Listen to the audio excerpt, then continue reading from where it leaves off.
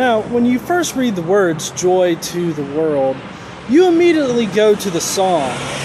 Joy to the world, the Lord has come.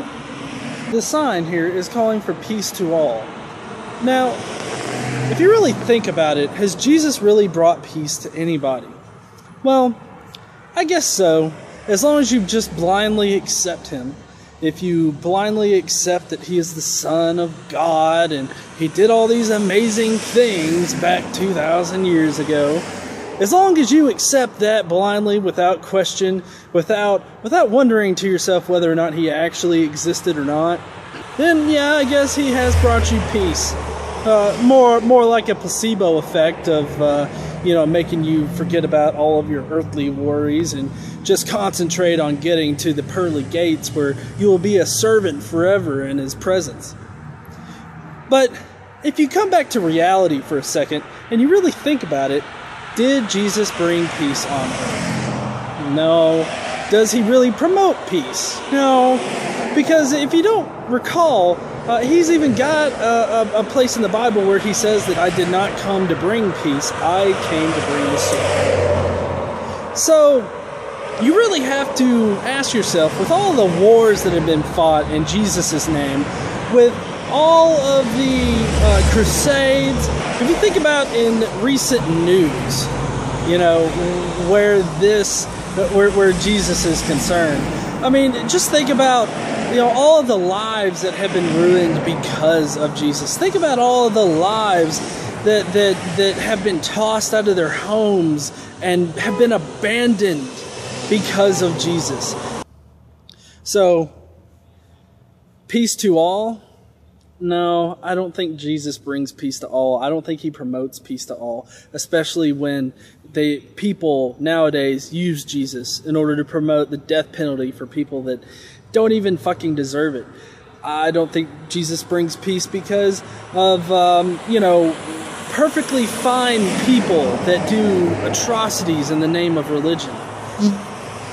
I don't think that any of that fucking qualifies this character as to be some kind of symbol of fucking peace. December 24th at 5 p.m.? Is that when he died, or is that when he was born? Okay, besides the fact that Jesus wasn't born on December 25th, they apparently got the day wrong. December 24th at 5 p.m. That's oddly specific, isn't it? How did they figure that out? Why? See, this just shows like how much they love to stay in their cognitive dissonance. Christ was born. No, he wasn't. Even Christian scholars would say that Christ was not born on December 25th.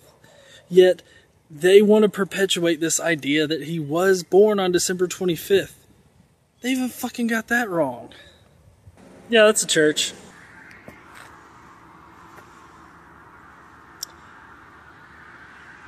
All you need is fucking Jesus. All you gotta do is get down on your knees and suck that Jesus dick, and then you're golden. You'll get everything that you want. And, well, sometimes you'll get shit that you don't want. Like you'll get raped. Jesus usually cuts out after that. He sees that you're about to get raped. He's like, fuck this, I'm out of here. You need your keys, though, and he's got your back. You need good grades on your report card? Fuck it, he's there. Doesn't matter if you've done the studying and shit. Also, if you're at the whims of the doctor and you come out okay, fuck Jesus. He never leaves. But if the doctor fucks up, well, that's his fault, isn't it? His is a name above all names. Jesus. Only Jesus. Well, what does this mean exactly? Well, this means that he is above criticism.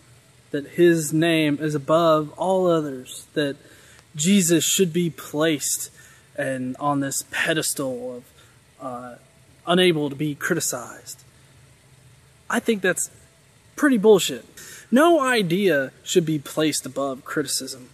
No name should be placed above criticism. That's what this sign is saying right here, is that he should be placed above criticism. I questioned his very fucking existence. So, you know, his name is no different than any other name. His name was so common that 100 years before he was supposedly born, they were writing about Jesus's. And hundreds of years later, there were still Jesus's. So there have been Jesus's all throughout history. There's no reason to consider his name to be any more special than any of them. It was a common name back then, and, you know, it's apparently a common fucking name now. Keep Christ into Christmas. These signs have been up all over my city and probably all over the state.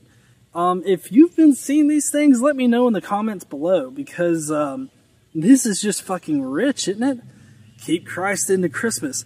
Nobody's trying to take your Christ out of your Christmas. No, nobody is. Nobody gives a fuck if you celebrate Christ in the Christmas. Although, we will tell you how wrong you are about Christ being in Christmas. About how Christianity stole this celebration from the pagans in order to facilitate an easy transition into Christianity. That's why Christ is in Christmas, and it has no bearing on an actual historical Christ. God never leaves nor forsakes us. Yeah, God doesn't, does he? I guess that's good news for all of the rapists and murderers and people that do some really heinous shit out there, but yet still believe in God. Because God will never, never leave you nor forsake you. He will always be there to forgive you. He will be there to forgive you for raping that 12-year-old girl. Because, if anything, Jesus and God love to forgive you for doing some pretty heinous shit, doesn't they? I mean, why would you want to be responsible for your actions when you can just get on your knees and suck dick for Jesus? Get on your knees and pray up to heaven and be like, God, please forgive me. I really, really didn't mean to fuck that guy. I know it was kind of a gay thing to do, and I know how you feel about gay people. I read your book. But please forgive me. I don't think that you should feel bad for, you know, having normal fucking feelings.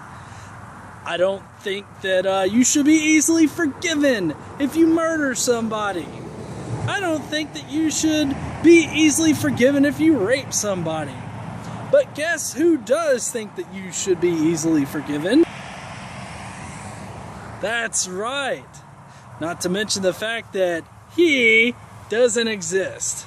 Or at least any kind of notion that we have of him doesn't exist. We know this because, you know, we have a test manual for the Christian God. It's called the Bible. We can test him against his own requirements. And you know what? He fails at every single goddamn turn. So why would you subscribe to that deity when he fails at every single fucking requirement that he has set out in his own goddamn book? But no, God never leaves you, because God is always with you. He's always in your head. He's always right here. Hey guys, thank you for joining me on this Sunday, visiting all these church signs. I have to say it was very interesting today because we actually ventured out into kind of the boonies of Alabama.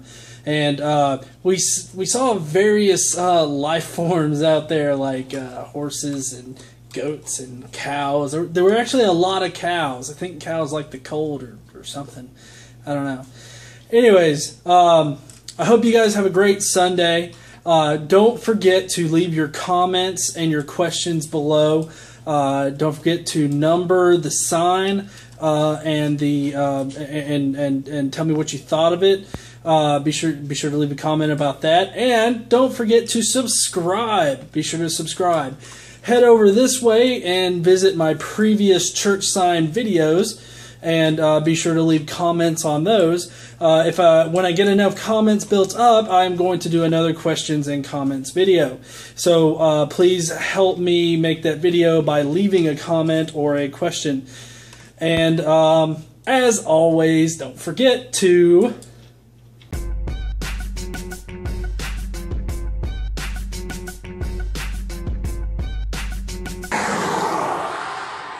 God damn, we are in the counties of fucking Alabama, and there are cars that just fucking go through here all the goddamn time. Oh, now it's silent.